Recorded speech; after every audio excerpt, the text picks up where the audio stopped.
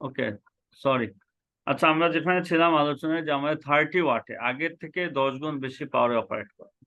ঠিক আছে, তাহলে এখন দেখো আমার এমন ভাবে অপারেট, আমি যেহেতু 10 গুণ বেশি ইয়াতে অপারেট করব, আমার এখানে অবশ্যই টেম্পারেচার অনেক বেশি হবে, কিন্তু আমাকে 100 বেশি টেম্পারেচার রাখা যাবে। সেফ রাখার জন্য ম্যাক্সিমাম 100 পর্যন্ত অ্যালাউ হবে। আর এনভায়রনমেন্ট আছে 30-তে ধরো, আর এই হচ্ছে আমার চিপটা। হ্যাঁ, এটা 100 বেশি অ্যালাউ হবে। তাহলে delta T across the environment and chip is 70 degree centigrade.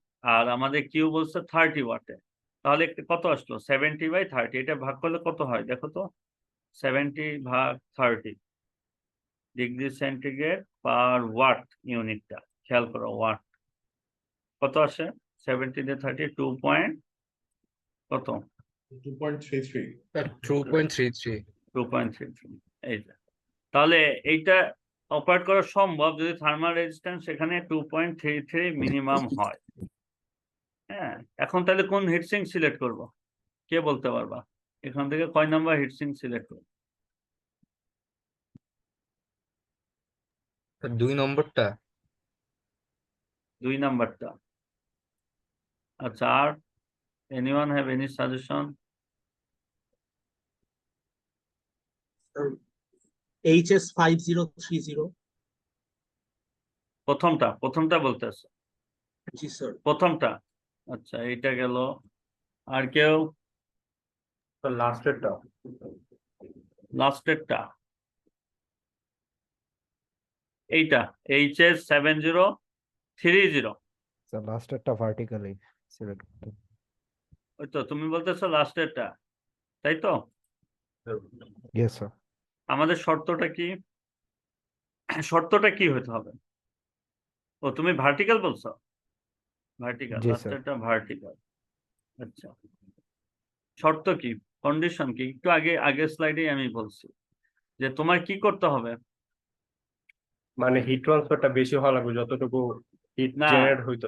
হ্যাঁ, হ্যাঁ, না বুঝছি, আমি বলতেছি তোমার শর্তটা। আমরা কিন্তু ক্যালকুলেট করতেছি কি প্যারামিটার, খেয়াল করো কোন প্যারামিটার। আমরা থার্মাল রেজিস্ট্যান্স ক্যালকুলেট করতেছি।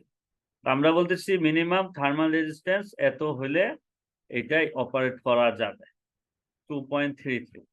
হ্যাঁ, তাহলে এর আগের প্রবলেমটা দেখো কি ছিল। আগেরটায় আমাদের ডিফারেন্ট জিনিস ছিল, আমাদের ছিল এটার অপোজিটটা। আগেরটায় থার্মাল রেজিস্ট্যান্স দেওয়া ছিল, আমরা বলছিলাম 3 ওয়াট ম্যাক্সিমাম পর্যন্ত অপারেট করা যাবে, এর কমে করা যাবে, বেশিতে করা যাবে, এটা বলছিলাম। আর এখন কি বলবো? যে এত থার্মাল রেজিস্ট্যান্সের থাকলে অপারেট করা যাবে, বা এর থেকে বেশি রেজিস্ট্যান্স থাকলে অপারেট করা যাবে, কিন্তু এর থেকে কম রেজিস্ট্যান্স থাকলে অপারেট করা যাবে। কথাটা বোঝা যায়? এর থেকে কম রেজিস্ট্যান্স হলে কি হবে? রেজিস্ট্যান্স কমায় দাও। রেজিস্ট্যান্স যদি এখন কমতে হয়, ধরো এটার ভ্যালু কমতে হয়, তাহলে পাওয়ার রেটিং কি হবে? বাড়াই দিতে হবে না?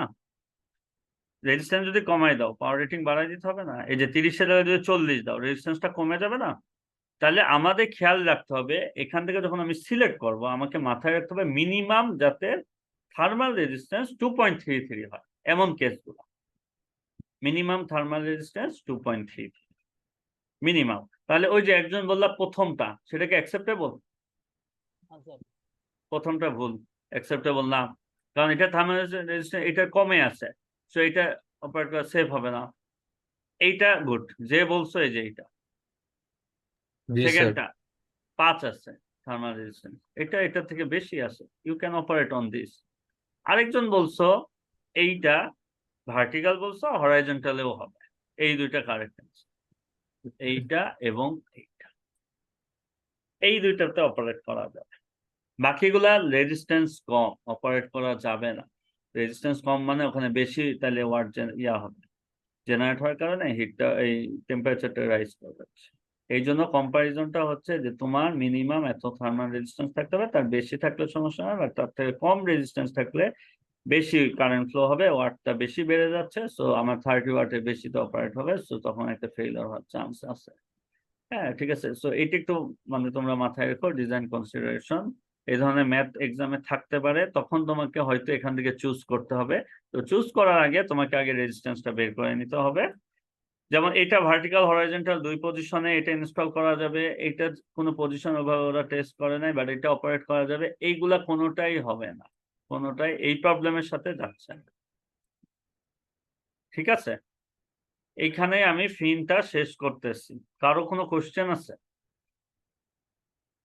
Any question? আমি এখানে রেকর্ডটা অফ করবো।